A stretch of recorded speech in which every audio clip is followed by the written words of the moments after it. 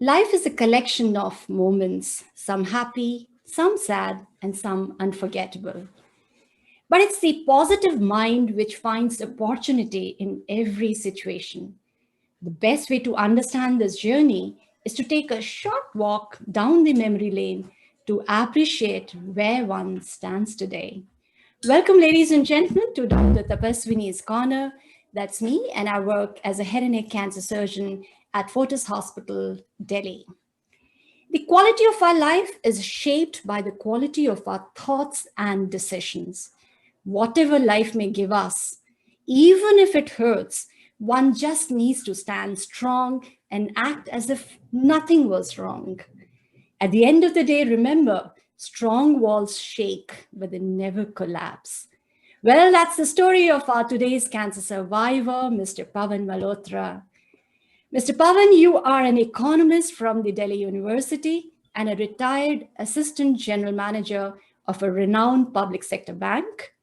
As a certified associate of the Indian Institute of Bankers, you've been in the public banking sector since 1984. Playing cricket has been your favorite hobby, which you now follow so passionately with a critical eye. Welcome, Pawan Ji, to the program, and it's indeed an honor to have you on the show today. Thank you, Dr. Saab. It's an honor for me to be with you today. Lovely, Pawan Ji. Let's capture your journey with multiple myeloma. And it's a cancer which affects the bone marrow, and tracing it back to the summers of 2013 when you were stationed in Shimla. What were the symptoms that you experienced, and how long did it persist before you actually visited your physician? In May 2013, I was posted to Shimla, and in June and July, I felt a bit of pain in my back.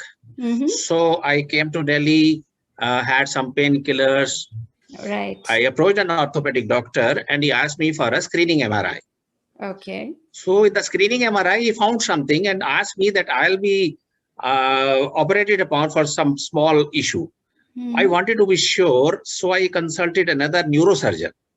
Okay. He wasn't so much convinced, but he told me to have painkillers and wait for some more time. I waited for another month or so, and after a month, I had a shooting pain in my back. I was on way to Delhi when I felt a huge pain in my back, and my wife took me from, I was coming by bus, and she took me to my home. I was okay within half an hour or so after taking some rest. But in the evening, in the night, I had another shock of big pain. So my parents took me to hospital where I was admitted in for 3-4 days and had a CT scan also. And that CT showed something different. Okay. So I was advised to approach another orthopedic doctor in Wim Hans Hospital, Dr. S. M. Tuli. Right. So we approached him, and there from the journey started. Okay. So, but could you have ever imagined that this backache could have been something very ominous, could have been something like a cancer? No, never. Because I was a teetotaler. I never smoked, never took anything, pan, anything like that, and never had dreamt of any such thing in my life. Yeah. So pain in my back, I never imagined that would lead to me to this bigger issue. Now, what was the time lag when you were having your symptoms and when you got finally diagnosed? Initially, it was July 2013, and the moment I was operated upon, that was around August 2013, 1 month only. Okay. And the ortho doctor advised me to take rest for at least 3 weeks before going to the onco specialist. Okay. So when the news got in and it came as a shock, I think it's quite humane to be. Nobody can ever imagine that this backache could be something because of a cancer. So when the diagnosis was given to you, what was your initial reaction? it was a shock to me as well as to my family when I was told by the doctor that it could be plasmacytoma. After having that surgery of my spine, D6 vertebra, so accepted it. Okay. So he advised me to go to some onco after 2-3 weeks, and I had to accept it. Okay. Did you go and Google in? You are an educated, highly educated Yes. person. What was your first reaction? As an ordinary person, I too Googled a lot, to be very frank. Right. I Googled a lot what it is. I was told now that it has spread to the whole bone marrow. It's now multiple myeloma and not plasmacytoma. So I used to Google a lot. And my doctors used to tell me not to see because I could get certain negative things in me. Absolutely. So initially I did a lot of Googling and then I left. Okay. Then I left.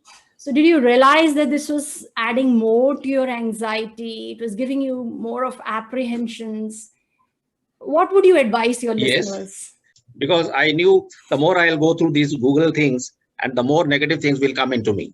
I left all the negative things there itself. Great, great. You were told that your disease is treatable, but it's not curable. Yes. So as a layperson, how do you interpret this particular statement? I was told that people have blood pressure issues, people have heart issues. Likewise, people have this cancer issue. So you can go along with medicines as long as possible, and life will be as smooth. And that is what has happened also. That's really nice to hear. So how long was your treatment? Initially, I was asked that I'll be given around 4 cycles of chemotherapy, and that consisted of 3 medicines, basic medicines, that is bortezomib, lenalidomide, and dexamethasone. That's the given worldwide. The same treatment is given. So I was told that I'll be given around 4 cycles, but one of my known doctors, Dr. Prakash Chitalkar, Colonel Prakash Chitalkar, who is also a hemato-oncologist. So he had a talk with Dr. Burani, and both of them agreed for 8 cycles. So I was given 8 cycles of chemotherapy initially, which lasted up to March 2014. Okay. So any complications? Any complications? No, absolutely no. You will be surprised to know. That I joined my office in December 2013. And I used to take this bortezomib injections in my office itself by the bank's medical officer. Oh, that's really nice. So absolutely no problems, no issues. I used to drive my car to the office, come back in the evening by my own car. Absolutely no issues. A small 2 milligram injection they used to put subcutaneously in my shoulder. Nothing of any sort. Great. Nothing of any sort. That's nice. That's really nice to hear. But then when you started with your treatment, you had to shift from Shimla to Delhi, or were you commuting for your treatment?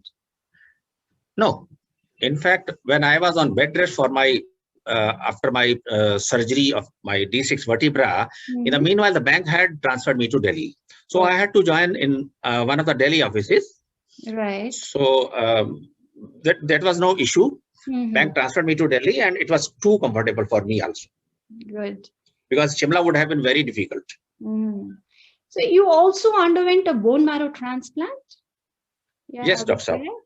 Around 1st of April 2014, or say 31st or 30th of March 2014, I was asked for to be prepared for the bone marrow transplant.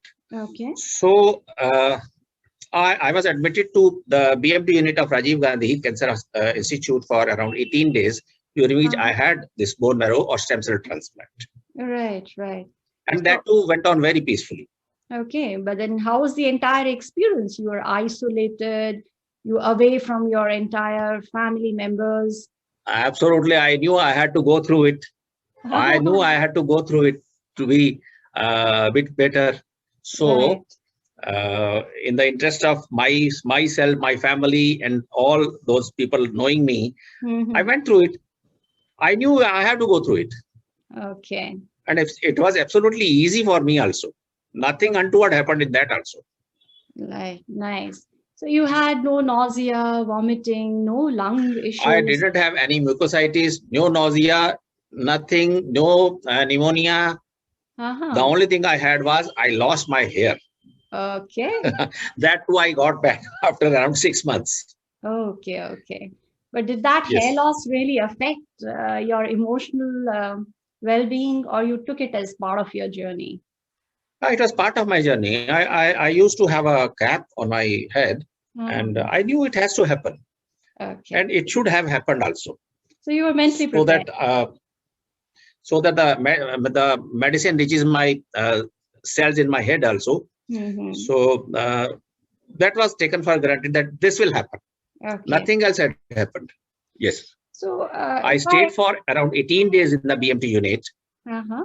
and it was only after 10th day that I started losing my hair, Okay. And you got back within and six months. no other issue at all. But at what point of your treatment did you start feeling that you were absolutely normal?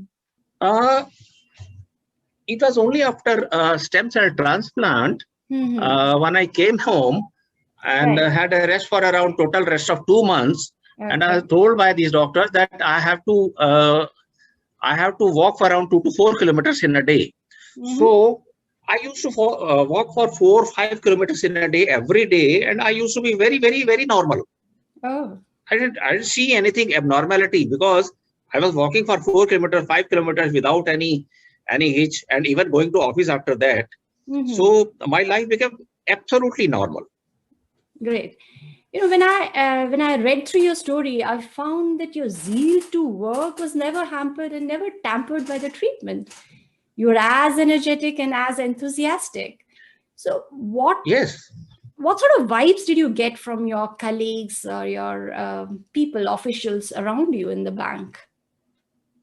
I'll tell you. I joined the credit card division as divisional head at that Hmm. time, and I had around 60 people around me with me. Okay. So everybody cooperated with me. Right. Uh, Rather, everybody had on his own took initiative and came to me with the files and everything and told me, because initially I when I came back from the surgery, I was there for 4 months up to March. Then again I went for 2 months leave. Then again I joined. So Hmm. my staff cooperated with me, and I'm grateful to them also. Yeah, that's really nice. But the funny thing about getting older is that your eyesight may weaken, but you can see through people better. I'm sure that's the time Yes, when you would have seen who are the people who are with you and who are the people not with you and against you. A real there test were of certain time. people I know, but I don't want to name them. There were people Okay. who were senior to me. He didn't want me to be there in their under them. They thought Hmm. that I'll not be able to work. They even told me to go back home after 12 or 1 o'clock, so that they may ask for my replacement from the management. But I Hmm. continued work. I told them that I can work till evening, late evening, whatever they want. So I worked there as a normal person, Okay. absolutely normal. People often see cancer as if it's like a death sentence. And I'm sure when they would be looking at you, they would feel this gentleman may not survive for long. Is that? Yes, one of the gentlemen who was senior to me, Mm-hmm. too great senior to me, even told me that he doesn't want me in his office, as he suspects that I'll not be there for more than 2 to 3 months. Mm-hmm. He clearly told me that he thinks that I'll go within 2 to 3 months. So he wanted me to go to some other department. People Okay. are there. They Mm, don't know. They don't know. that's They right. are ignorant. They are So, ignorant people. but where do you get all this energy from? With so much of, treatment on, with so much of repercussions of the treatment, you still happily took it and you say you had no complications. I'm sure there's something which has Absolutely. pulled you out through the entire situation. So where is this energy coming from? That was my, you can say I was positive in my attitude. I had some inner strength followed with I was physically fit also. So Mm-hmm. all these things helped me a lot. I had a very, very positive attitude towards the work. Right. That I can work at any time, give me any sort of work, I can do anything as a banker.